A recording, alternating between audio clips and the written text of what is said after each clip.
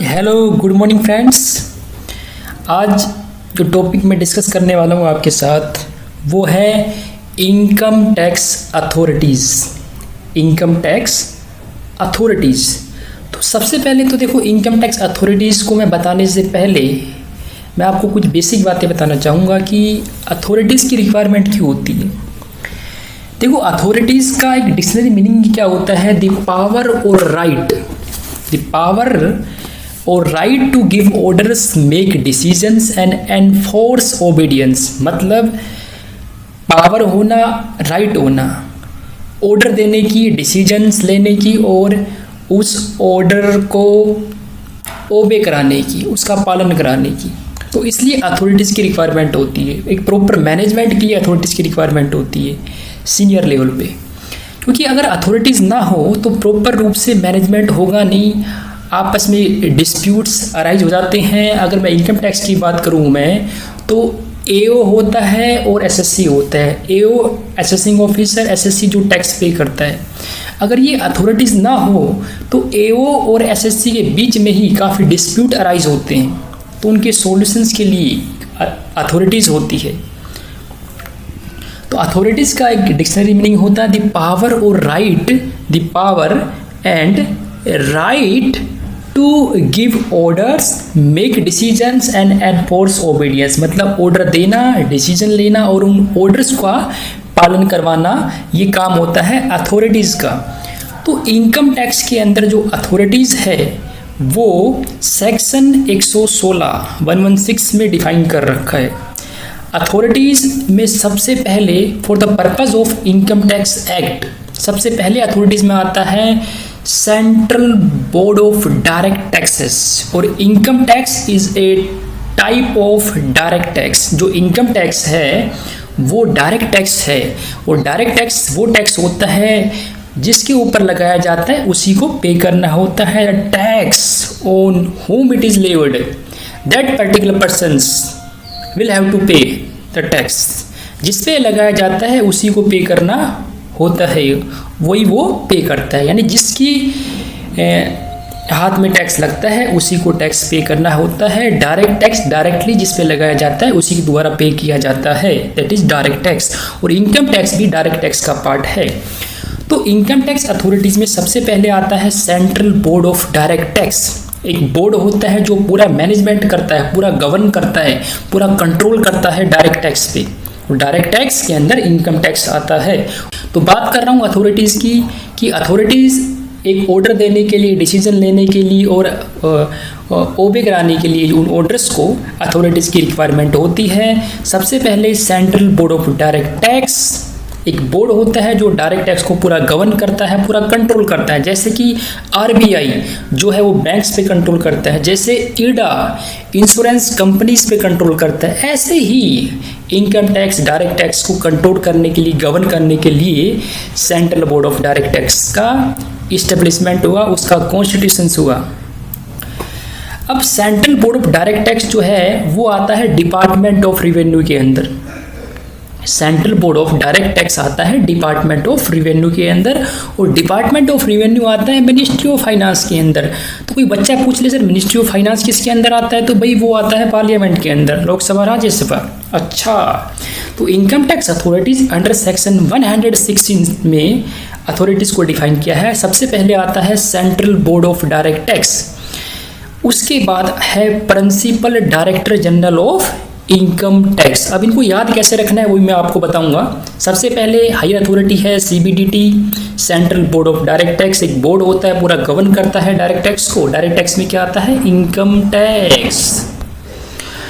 उसके बाद है principal director general of income tax, जिसको हम बोलते हैं principal chief commissioner of income tax. देखो याद कैसे रखना है आपको। मैंने बोला principal director general of income tax, तो आपको प्रिंसिपल एज इट इज रखना है। डायरेक्टर जनरल की जगह पे आपको ऐड करना है चीफ कमिश्नर। डायरेक्टर जनरल की जगह पे आपको चीफ कमिश्नर्स लगाना है, और खाली डायरेक्टर हो वहाँ पे कमिश्नर लगाना है। तो पहले सीबीडीटी, उसके बाद principal directors general of income tax, इसको हम बोलते हैं principal chief commissioner of income tax. मैंने सिर्फ डायरेक्टर जनरल की जगह पे क्या यूज़ किया? Chief commissioners. ये एक याद करने की ट्रिक है। उसके बाद है director general of income tax. देखो अब मैंने बोला डायरेक्टर की जगह पे क्या यूज़ करना है आपको, कमिश्नर, लेकिन ये जनरल वर्ड है तो चीफ लगा देंगे। डायरेक्टर जनरल है तो चीफ कमिश्नर, खाली डायरेक्टर है तो कमिश्नर, बाकी आपको एज इट इज रखना है। भाई इनकम टैक्स के आगे इनकम टैक्स लिखना है, प्रिंसिपल है तो प्रिंसिपल ही लिखना है। सबसे पहले सीबीडीटी एक बोर्ड होता है, पूरा गवर्न करता है, डायरेक्ट टैक्स को कंट्रोल करता है। उसके बाद आता है principal director general of income tax, जिसको हम principal chief commissioner of income tax भी बोलते हैं। सिर्फ देखो यहाँ पर आप ध्यान देना, डायरेक्टर जनरल की जगह पे मैंने चीफ कमिश्नर लिखा है। उसके बाद आता है directors general of income tax. अब यहाँ पे प्रिंसिपल नहीं है तो हट गया। अब डायरेक्टर जनरल की जगह मैंने क्या यूज किया, chief commissioners of income tax. तो director general of income tax को chief commissioner of income tax भी बोलते हैं। उसके बाद है हिरार्की में, ये ऑफिसर्स की हिरार्की है सीबीडीटी के अंदर। उसके बाद principal directors of income tax. अब देखो फिर से प्रिंसिपल आ गया। पहले हमने बात की डायरेक्टर जनरल की, पहले प्रिंसिपल डायरेक्टर जनरल, उस जिसको हम बोलते हैं प्रिंसिपल चीफ कमिश्नर। फिर मैंने बात की डायरेक्टर जनरल, प्रिंसिपल हटा दिया, डायरेक्टर जनरल, फिर तो हो गया चीफ कमिश्नर। अब डायरेक्टर जनरल से हम आते हैं डायरेक्टर के ऊपर। तो सबसे पहले principal director of income tax, जिसको हम क्या बोलेंगे, principal commissioner of income tax. मैंने आपको बताया कि डायरेक्टर जनरल की जगह पे आपको यूज करना है चीफ कमिश्नर, और डायरेक्टर्स की जगह पे यूज करना है कमिश्नर। डायरेक्टर्स की जगह पे यूज करना है आपको कमिश्नर। तो principal director of income tax, जिसको हम बोलते हैं principal commissioner of income tax. उसके बाद डायरेक्टर ऑफ इनकम टैक्स। अब डायरेक्टर आ गया तो यहाँ पे आ जाएगा कमिश्नर, आगे एज इट इज रहेगा कमिश्नर ऑफ इनकम टैक्स। इसमें commissioner of income tax appeal होता है, जो सिर्फ अपील सुनता है। जो एसएससी जो होता है, जो टैक्स पेयर होता है, वो अपील करता है तो उसकी अपील सुनी जाती है। उसके बाद हिरार्की में है additional director of income tax. अब देखो इनको आप ध्यान से सुनना, additional director of income tax. तो एडिशनल एज इट इज रखना है आपको, डायरेक्टर की जगह पे यूज करना है आपको कमिश्नर, डायरेक्टर की जगह पे कमिश्नर, डायरेक्टर जनरल की जगह पर चीफ कमिश्नर। तो additional director of income tax, additional commissioner of income tax. तो डायरेक्टर की जगह पे यूज किया है मैंने कमिश्नर्स ऑफ इनकम टैक्स। ये भी अपील होता है, यानी अपील्स को सुनता है additional commissioner of income tax.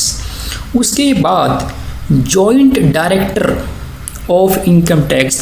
तो जॉइंट की जगह पे जॉइंट, और डायरेक्टर्स की जगह पे क्या यूज करना है आपको, कमिश्नर्स। तो joint director of income tax, जिसको हम बोलते हैं joint commissioner of income tax. उसके बाद deputy director of income tax.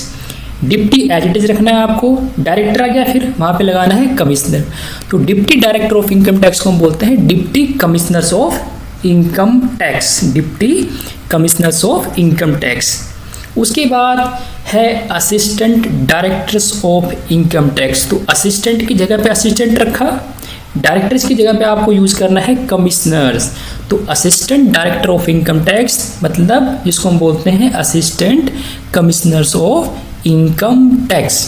अब सबसे महत्वपूर्ण बात, सबसे इंपॉर्टेंट बात आपको याद रखनी है कि additional director of income tax, जिसको हम बोलते हैं additional commissioner of income tax.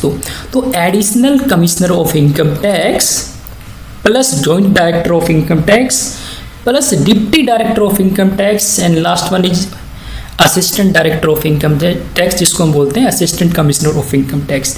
ये चारों एओ हो सकते हैं, ये चारों एओ हो सकते हैं, मतलब असेसिंग ऑफिसर हो सकते हैं। अब सवाल ये आ रहा होगा सर असेसिंग ऑफिसर कौन होता है?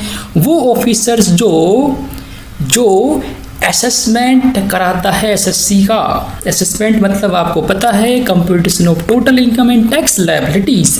तो एओ जो है वो नोटिस देगा प्रॉपरली, इनको असेसमेंट करवाएगा, नोटिस के रिगार्डिंग नोटिस भेजता है, प्रॉपरली ऑर्डर्स देते हैं। तो additional director of income tax, जिसको हम additional commissioner of income tax बोलते हैं, joint director of income tax, जिसको हम joint commissioners of income tax बोलते हैं, और deputy director of income tax, जिसको हम deputy commissioners of income tax appeal भी बोलते हैं, और assistant director of income tax, that is assistant commissioner of income tax. तो ये चारों एओ हो सकते हैं, ये चारों एओ हो सकते हैं, यानी ये असेसिंग ऑफिसर हो सकते हैं। देखो याद रखने का तरीका बिल्कुल सिंपल है। अगर डायरेक्टर जनरल है तो वहाँ पे यूज़ करना है chief commissioner. Please note the word, अगर डायरेक्टर जनरल लिखा हुआ है वहाँ पे हमें यूज़ करना है और में चीफ कमिश्नर। खाली डायरेक्टर लिखा हुआ है वहाँ पे यूज़ करना है कमिश्नर। अगर मैं बोलूँ एडिशनल डायरेक्टर तो आपके मन में आना चाहिए अच्छा एडिशनल तो उसे एज इट इज़ रहेगा, डायरेक्टर जगह पे ओनली यूज़ करना है कमिश्नर, और इनकम टैक्स जगह पे एज इट इज़ रखना है आपको। तो मैं बोलूँ joint director of income tax, joint commissioner of income tax. मैं बोलूँ deputy director of income tax तो आप बोलोगे deputy commissioner of income tax. Okay, उसके बाद ये ऑफिसर्स थे, इनके बाद ये जो लोअर रैंक के ऑफिसर्स होते हैं जो सी ग्रेड के थ्रू इनकी भर्ती होती है। जैसे इंस्पेक्टर ऑफ इनकम टैक्स आपने सुना होगा, जो इंस्पेक्टर ऑफ इनकम टैक्स ये सीजीएल में भी इसकी वैकेंसी होती है ग्रुप सी की, तो अपॉइंटमेंट होता है सीजीएल के थ्रू। तो ये लोअर रैंक के ऑफिसर्स होते हैं जो काम करते हैं क्लैरिकल, ठीक है। तो assistant director of income tax के बाद जो लोअर रैंक होती है इन तीनों की होती है, जिसमें इनकम टैक्स ऑफिसर्स होते हैं, टैक्स रिकवरी ऑफिसर्स होते हैं, इंस्पेक्टर ऑफ इनकम टैक्स होते हैं। अब मैं बात करता हूँ सीबीडीटी की, क्योंकि सीबीडीटी एक central board of direct tax, उसकी पावर क्या है, उसकी पावर क्या है। क्योंकि देखो अगर इनकम टैक्स अथॉरिटीज़ में आपने सीबीडीटी की पावर जान ली तो आगे आपको प्रिंसिपल डायरेक्टर या director general of income tax, ठीक है, डायरेक्टर ऑफ इनकम टैक्स, इनकी पावर जानने में आपको इतनी तकलीफ नहीं होगी, क्योंकि लगभग पावर जो सीबीडीटी की है वही पावर आगे जो ये हायर रैंक के ऑफिसर्स है जैसे principal director, director general of income tax, इनकी पावर थोड़ा सा इसमें अमेंडमेंट है, बाकी लगभग पावर सेम ही है। क्योंकि सीबीडीटी की पावर अगर जान लिया आपने तो सीबीडीटी तो पूरा बोर्ड है जो कंट्रोल करता है डायरेक्ट टैक्स पे, तो उसकी पावर जान लो अच्छी तरीके से, आगे काम आपका बहुत ही आसान हो जाएगा। तो सबसे पहले चलिए स्टार्ट करते हैं CBDT, central board of direct tax. देखो सीबीडीटी एक स्टैच्यू बॉडी है, एक सोल बॉडी है जो इस्टेब्लिश्ड हुआ, जो कॉन्स्टिट्यूट हुआ under the central board of revenue act 1963। CBDT central board of direct taxes जो गवर्न करता है, जो कंट्रोल करता है डायरेक्ट टैक्स पे इनकम टैक्स आता है, पहले वैट टैक्स था जो रिमूव कर दिया गया। तो central board of direct tax एक गवर्न बॉडी, एक कंट्रोल बॉडी, जो स्टैच्यू बॉडी होती है। स्टैच्यू बॉडी मतलब जिसका जो एक स्पेशल एक्ट के थ्रू जिसका इस्टेब्लिशमेंट होता है। तो सीबीडीटी एक स्टैच्यू बॉडी जिसका इस्टेब्लिशमेंट हुआ था under the central board of revenue act 1963। अच्छा, सीबीडीटी के जो मेंबर्स है एट प्रेजेंट 7 मेंबर्स है सीबीडीटी के, और जो मेंबर्स होते हैं इनको अपॉइंट करता है सेंट्रल गवर्नमेंट। सीबीडीटी की पावर जान रहे हो आप, लेकिन सीबीडीटी को भी कोई अपॉइंट करता होगा। हाँ, तो सीबीडीटी के जो मेंबर्स होते हैं उनको अपॉइंट किया जाता है सेंट्रल गवर्नमेंट द्वारा, और एट प्रेजेंट सीबीडीटी के 7 मेंबर्स हैं।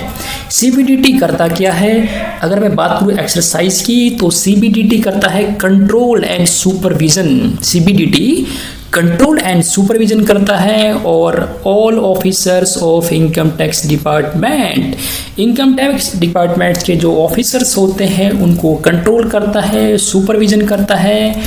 ये काम होता है सीबीडीटी का। और टैक्सेस को लेके, डायरेक्ट टैक्सेस को लेके कैसे लेवी करना है, कैसे कलेक्शंस करना है, ये काम सारा सीबीडीटी हैंडल करता है, because it's a govern body, say statue body, say sole body who has a big power, बहुत बड़ी पावर होती है सीबीडीटी के पास। एक central board of direct tax जो पूरा गवर्न करता है डायरेक्ट टैक्स को, पूरा कंट्रोल करता है, पूरा सुपरविजन करता है डायरेक्ट टैक्स के ऊपर। अच्छा, अब हम बात करेंगे पावर की कि सीबीडीटी के पास पावर क्या क्या है। पावर मतलब शक्ति। चलिए स्टार्ट करते हैं। तो देखो सीबीडीटी के अंदर जो सीबीडीटी, अगर मैं पावर की बात करूं तो सीबीडीटी के पास स्पेशल पावर होती है। स्पेशल पावर यानी अंडर सेक्शन 295 में सीबीडीटी के पास स्पेशल पावर है कि वो रूल्स बना सकते हैं। रूल्स इंडिया के लिए, किसी पार्ट ऑफ इंडिया के लिए रूल्स बना सकता है सीबीडीटी। अब मैं बात करता हूँ पावर्स की, कौन कौन सी पावर्स है सीबीडीटी के पास। चलिए स्टार्ट करते हैं। सबसे पहले पावर टू मेक रूल्स, ये पावर तो उसके पास स्पेशल पावर है सीबीडीटी के पास। अंडर सेक्शन 295 में सीबीडीटी के पास स्पेशल पावर है कि वो रूल्स बना सकता है पूरे इंडिया के लिए या फिर किसी पार्ट ऑफ इंडिया के लिए।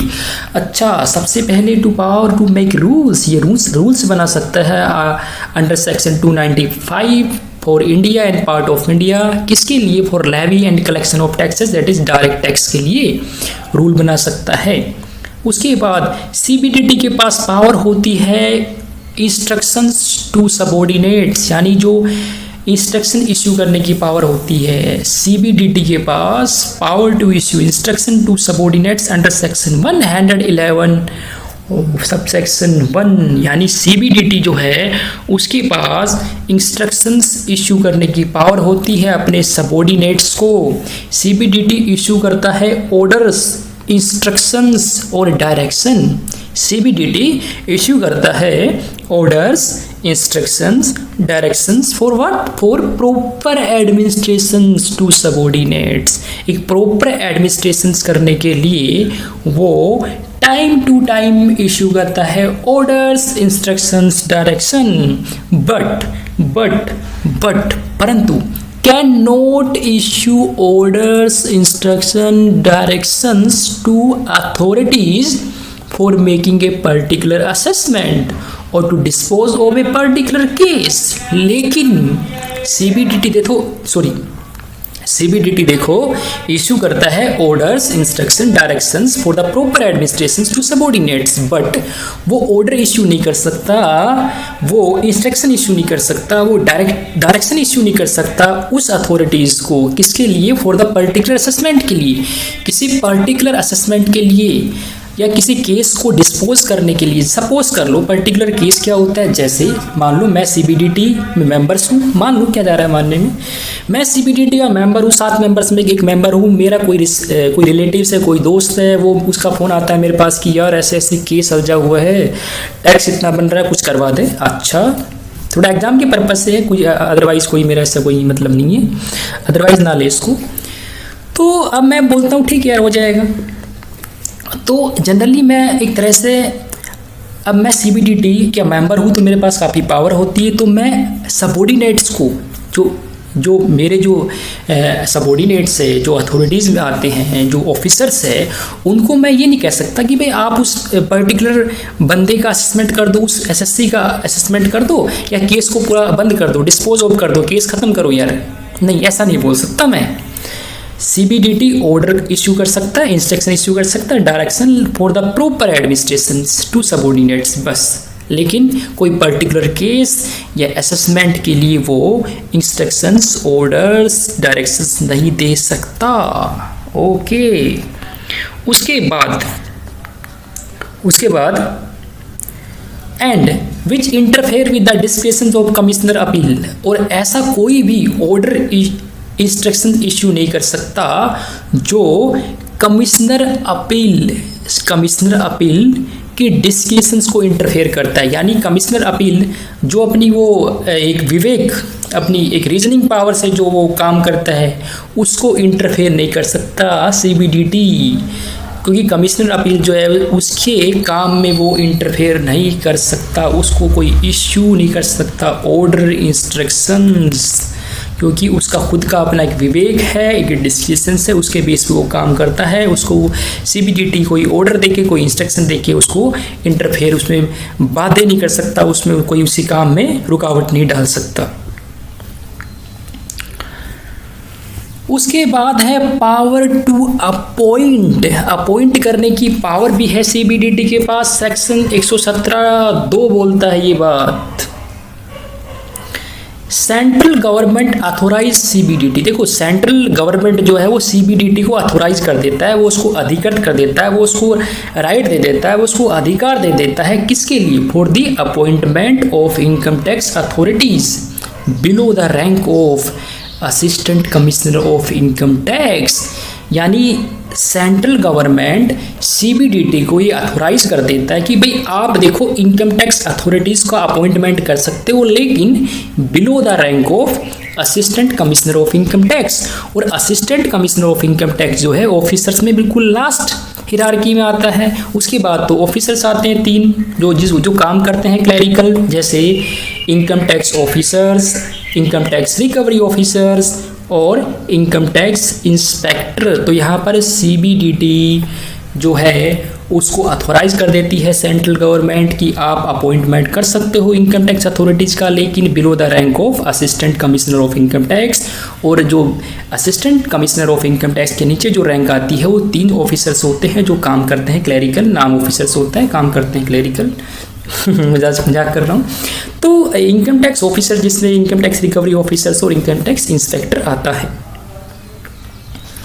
उसके बाद सेक्शन 107 सब सेक्शन 3 में, अब पहले तो देखो सेंट्रल गवर्नमेंट अथॉराइज करता है सीबीडीटी को कि आप assistant commissioner of income tax के नीचे जो रैंक है उन ऑफिसर्स को आप अपॉइंट कर सकते हो सेक्शन 117(2) के अंदर।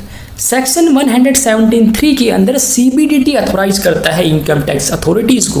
ध्यान से सुनना क्या बोल रहा हूँ मैं। यहाँ पर CBDT central board of direct tax जो है वो अथॉराइज करता है इनकम टैक्स अथॉरिटीज़ को कि आप अपॉइंट कर सकते हो एग्जीक्यूटिव्स और ministerial staff to assist in functions, यानी आप अपने फंक्शंस, अपने कार्य में मदद लेने के लिए एग्जीक्यूटिव्स या मिनिस्टर स्टाफ को आप अपॉइंट कर सकते हो। यानी central board of direct tax income tax authorities को अथॉराइज कर देता है, यानी नीचे के जो ऑफिसर्स हैं जैसे एडिशनल डायरेक्टर हो गया, जैसे प्रिंसिपल डायरेक्टर हो गया, इनको ये वो अथॉराइज कर देता है कि आप अपने काम में हेल्प लेने के लिए, असिस्ट के लिए आप एग्जीक्यूटिव्स या मिनिस्ट्रियल स्टाफ को अपॉइंट कर सकते हो। उसके बाद है section 109 sub section 2, power to authorise income tax authorities to initiate proceedings for the penalties. यानी सीबीडीटी के पास अंडर सेक्शन 119(2) के अंदर पावर होती है कि वो इनकम टैक्स अथॉरिटीज़ को अथॉराइज कर दे, उनको एक अधिकार दे दे, उनको अधिकृत कर दे कि आप पेनल्टी से संबंधित जो कार्रवाई है उसकी शुरुआत कर दो आप। उसके अलावा power to authorise income tax authorities to admit application और क्लेम्स, यानी सीबीडीटी इनकम टैक्स अथॉरिटीज़ यानी जो इस नीचे जो ऑफिसर्स होते हैं, director general, principal director, director of income tax, उनको अथॉराइज कर देता है, additional director of income tax उनको अथॉराइज कर देता है कि आप क्लेम्स को एक्सेप्ट करो, एप्लीकेशन एडमिट आप कर सकते हो, लेकिन कमिश्नर अपील को छोड़कर, यानी कमिश्नर अपील का काम नहीं है एप्लीकेशन एडमिट करना, कमिश्नर अपील का काम नहीं है एप्लीकेशन एडमिट करना कौन करेगा? जैसे additional director of income tax हो गया, जॉइंट डायरेक्टर, जो एओ होते जनरली वो एप्लीकेशंस एडमिट कर लेते हैं, और बड़े लेवल के ऑफिसर्स भी एप्लीकेशंस एडमिट कर लेते हैं। डिपेंड करता है, वेरी करता है केस टू केस। ओके, तो एप्लीकेशंस की बात करूं मैं, तो एप्लीकेशंस किसके लिए देता है? देखो होता क्या है कि जो इनकम टैक्स डिपार्टमेंट और जो एसएससी होता है, टैक्स पेयर, दोनों के बीच में काफ़ी डिस्प्यूट्स होते हैं टैक्स को लेके, दोनों के बीच में काफ़ी टैक्स को लेके डिस्प्यूट चलते रहते हैं। तो उसके लिए देखो एप्लीकेशंस वो सबमिट करते हैं, क्लेम के लिए अप्लाई करते हैं। तो क्लेम जैसे रिफंड के लिए अप्लाई कर लिया, भाई किसी का रिफंड बनता है, रिफंड के लिए अप्लाई करना, लॉस जो है उसको कैरी फॉरवर्ड करना। एप्लीकेशंस किसके लिए देगा एसएससी? एग्जम्पशन सेक्शन 10 में आज जैसे एग्रीकल्चर इनकम हो गया आपका, एचयूएफ से जो शेयर मिलता है वो एग्जम्प्ट होता है ना, हाउस रेंट अलाउंस में कुछ पार्शल एग्जम्पशंस होती है, तो सेक्शन 10 में वो कवर की गई है। तो एसएससी चाहे तो भाई क्लेम के लिए एप्लीकेशंस कर सकता है, और कुछ अपनी जो डिडक्शंस है, जो एग्जम्पशंस है, जो रिलीफ जो आती है 89, 90, 91 में, double taxation relief on advance salary, arrear salary, gratuity, family pensions, जो डिडक्शंस होती है चैप्टर 6 जिसमें एटीसी टू एटीयू कवर होता है। जैसे एटीसी जैसे life insurance premium, tuition fees, equity के आपने शेयर्स ले रखे हैं, म्यूचुअल फंड यूनिट्स ले रखी है आपने, है ना, LIC प्रीमियम पे करते हो आप, पीएफ में कॉन्ट्रीब्यूशन है आपका, तो बहुत सारी किसी जैसे फिर ATD, तो अभी मैं फिलहाल जाऊँगा नहीं उस पर। तो कहने का मतलब यह है कि CBDT के पास पावर होती है कि वो अथोराइज कर देता है इनकम टैक्स अथॉरिटीज़ को कि वो अप्लीकेशंस एडमिट कर ले, जैसे additional director of income tax, joint director of income tax, इनको अथोराइज कर देता है कि आप अप्लीकेशन एडमिट कर सकते हो, पावर दे देता है, वो उनको अथोराइज कर देता है। उसके बाद power to relax in compliance of requirement, यानी CBDT क्या करता है, CBDT क्या करता है, वो जो रिक्वायरमेंट होती है कंप्लाइंस की उसमें कुछ छूट दे देता है, उसमें कुछ छूट दे देता है। जैसे रिक्वायरमेंट हुई चैप्टर 6A में, जैसे डिडक्शन, जैसे अगर मैं बात करूँ कोई SSC है जिसने अपना जो सेक्शन 80D में एक मेडिक्लेम होता है, उसने मेडिक्लेम इंश्योरेंस की पॉलिसी ले रखी है, अपना प्रीमियम वो पे करता है, लेकिन वहाँ पर क्या लिखा हुआ है कि भाई आप प्रीमियम पे कर सकते हो, लेकिन आपको पेमेंट करनी पड़ेगी कहाँ, किस में, चेक में करनी पड़ेगी, कैश में ना बाबा, कैश में नहीं चलेगी, लेकिन आप कैश में कर देते हो। ओहो, तो यहाँ पर जो रिक्वायरमेंट थी वो थी आपको पेमेंट किस में करनी है, चेक में, कर दी किस में, कैश में। तो रिक्वायरमेंट ये थी, कंप्लाइंस नहीं किया आपने, तो आप अब चाह रहे हो कि आपको कुछ छूट मिल जाए, क्योंकि अगर आपने पेमेंट कर दी कैश में तो आपको डिडक्शन नहीं मिलेगी सेक्शन 80D के तहत। अच्छा, तो अब आपकी माइंड में आ रहा कि सर आप कि मेरी मजबूरी थी कुछ, मुझे मजबूरन मुझे कैश में पेमेंट करनी पड़ी, आपको ऐसा लगता है कि जेन्युइन केस है तो आप अप्लाई कर दो। वहाँ पर डिसाइड करेंगे इनकम टैक्स अथॉरिटीज़ वाले कि इस SSC को क्या रिलैक्सेशन देना चाहिए। तो अगर SSC डिफ़ॉल्ट करता है beyond the control of SSC, यानी अगर SSC के कंट्रोल से बाहर है वो डिफ़ॉल्ट, जैसे कोई मजबूरन उसको पेमेंट करनी पड़ गई कैश में, तो अगर इनकम टैक्स अथॉरिटी को लगता है कि भाई जेन्युइन केस है और ये आउट ऑफ कंट्रोल SSC के, तो उनको लगता है तो वो इसमें उनको छूट दे देते हैं, यानी अलाउ कर देते हैं डिडक्शंस।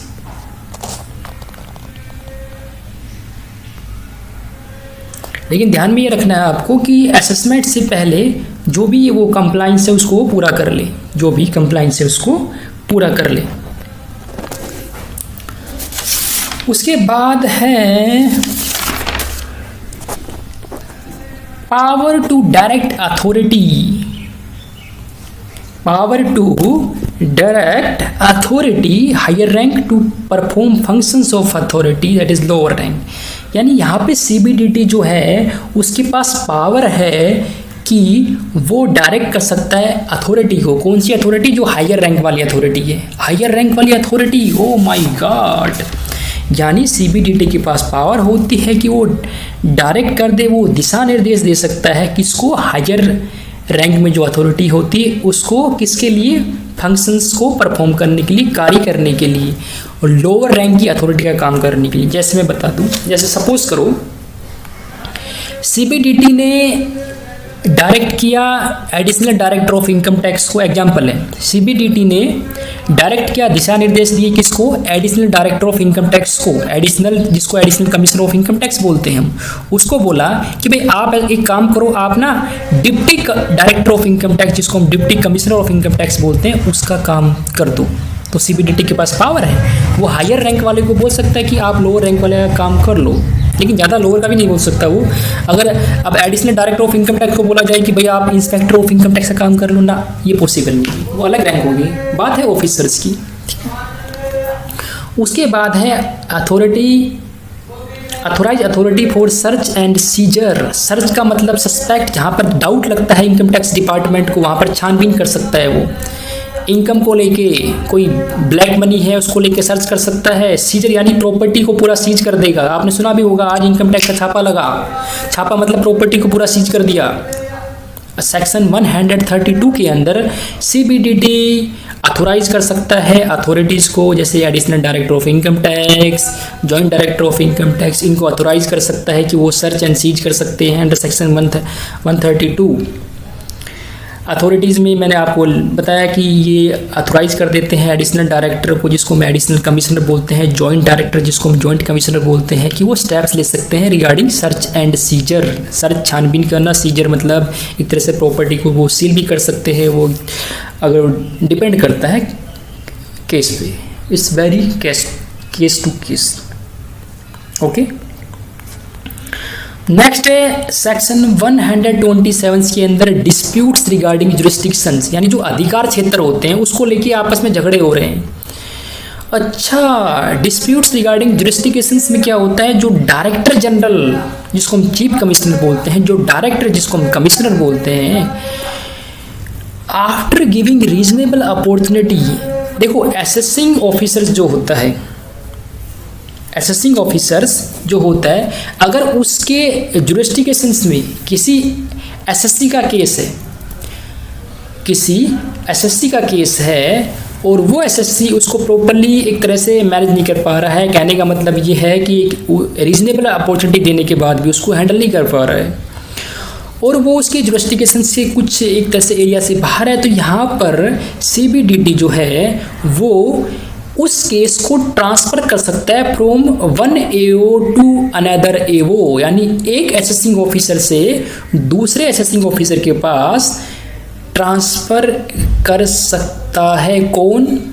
जो सीबीडीटी के अंदर जो अथॉरिटीज़ है, director general of income tax, director of income tax, ये एक तरह से ट्रांसफ़र कर सकते हैं केस को जो एओ के अंडर है, एक एओ से दूसरे एओ यानी असेसिंग ऑफिसर्स के जुरिस्डिक्शंस में ट्रांसफ़र कर सकते हैं एसएससी के केस को।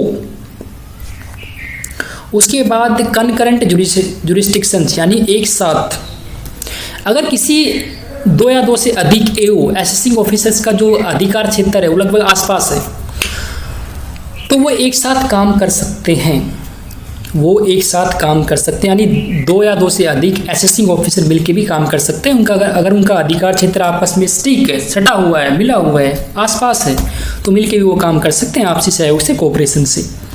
उसके बाद सीबीडीटी एम्पावर्स, सीबीडीटी पावर देता है, राइट देता है किसको? प्रिंसिपल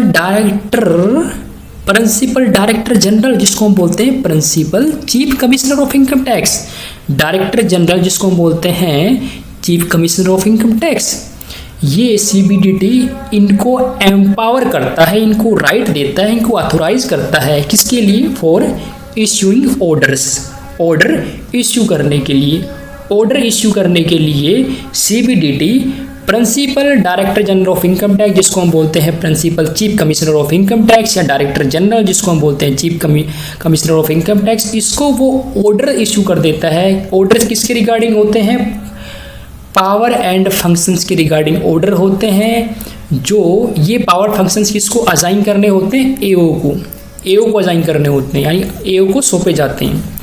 तो सीबीडीटी एक तरह से प्रिंसिपल डायरेक्टर जनरल या डायरेक्टर जनरल को ऑर्डर इश्यू करता है कि भाई आप एक काम करो, आप जिस एओ को जो पावर फंक्शंस असाइन की गई है in respect of specified area या स्पेसिफिक पर्सन्स, आप उसको एक्सरसाइज करो, आप ध्यान रखो कि वो प्रॉपरली काम हो पा रहा है कि नहीं।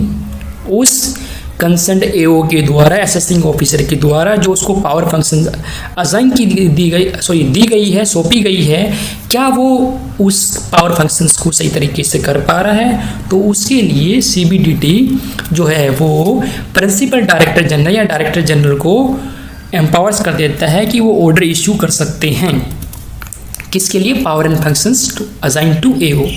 और एक तरह से एओ को किसी काम के लिए स्पेसिफाइड एरिया की काम के लिए किसी स्पेसिफाइड पर्सन्स के लिए भी ऑर्डर इशू कर सकता है, यानी principal director general of income tax, director general of income tax, ये इनके पास पावर आ जाती है कि वो ऑर्डर इशू कर सकते हैं, पावर एंड फंक्शंस दे सकते हैं किसी भी एओ को किसकी रिस्पेक्ट में? किसी स्पेसिफाइड एरिया की रिस्पेक्ट में, किसी स्पेसिफाइड पर्सन के रिस्पेक्ट में, इसकी इनकम के रिस्पेक्ट।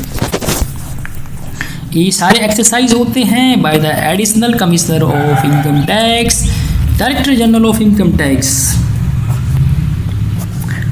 उसके बाद बात करते हैं पावर टू डिक्लेयर कंपनी। ओहो, सीबीडीटी के पास पावर होती कि वो किसी भी इंस्टीट्यूशन, किसी भी एसोसिएशन, किसी भी बॉडी को डिक्लेयर कर सकती है, घोषित कर सकती है कि आप कंपनी हो by special order and general order. CBDT के पास पावर होता है कि वो किसी भी इंस्टीट्यूशन, किसी भी एसोसिएशन, किसी बॉडी को स्पेशल ऑर्डर या जनरल ऑर्डर के थ्रू डिक्लेयर कर सकता है एक कंपनी के रूप में किसी भी पर्टिकुलर असेसमेंट ईयर के लिए। असेसमेंट ईयर आपको पता है, बेसिक बातें हैं। Assessment year means the financial year in which tax is paid, जिसमें टैक्स पे किया जाता है वो होता है असेसमेंट ईयर, जिसको हिंदी में बोलते हैं कर निर्धारण वर्ष। कर निर्धारण वर्ष, हाँ जी, जिसमें टैक्स पे किया जाता है। अच्छा, और आप ये भी कह सकते हो कि assessment year means the financial year which starts on 1 April ends on 31 मार्च। जो स्टार्ट होता है, जो जिसकी शुरुआत होती है 1 अप्रैल को, जिसका अंत हो जाता है यानी जिसको जो ख़त्म हो जाता है 31 मार्च को, यानी 1 अप्रैल से लेके 31 मार्च तक असेसमेंट ईयर होता है। असेसमेंट ईयर कभी भी टुकड़ों में नहीं हो सकता। कभी आपने सुना है कि 5 महीने का असेसमेंट, 3 महीने का असेसमेंट? ना बाबा ना। असेसमेंट ईयर जो पूरे साल का होता है 1 अप्रैल टू 31 मार्च, जिसमें टैक्स पे किया जाता है। ओके, उसके बाद order to furnish information to officers of other department if it is in public interest. अच्छा, सीबीडीटी देखो ऑर्डर दे सकता है, सीबीडीटी ऑर्डर दे सकता है to furnish information to officers of other department. CBDT चाहे तो वो ऑर्डर दे सकता है अपने ऑफिसर्स को, अपने अथॉरिटीज़ को कि भाई आप अदर डिपार्टमेंट, दूसरे डिपार्टमेंट को इन्फॉर्मेशन प्रोवाइड कर दो अगर आपको लगता है कि वो पब्लिक इंटरेस्ट में है, वो जनहित में है, जनता की भलाई के लिए है।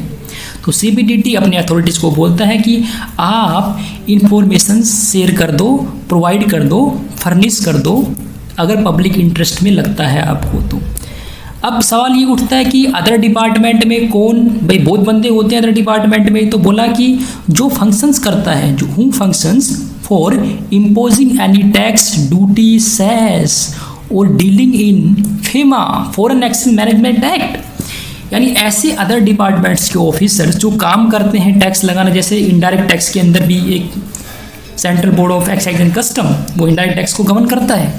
तो उसमें टैक्स, ड्यूटी, सेस, तो जो काम करते हैं उसका, उनको central board of direct tax बोलता है कि आप अपने अथॉरिटीज़ को बोलता है कि आप इन्फॉर्मेशन शेयर कर दो, क्योंकि इनका काम भी क्या है, टैक्स लगाना है, ड्यूटी सेस लगाना है। ये भी अपना जैसा काम कर रहे हैं भाई भाई आपस में।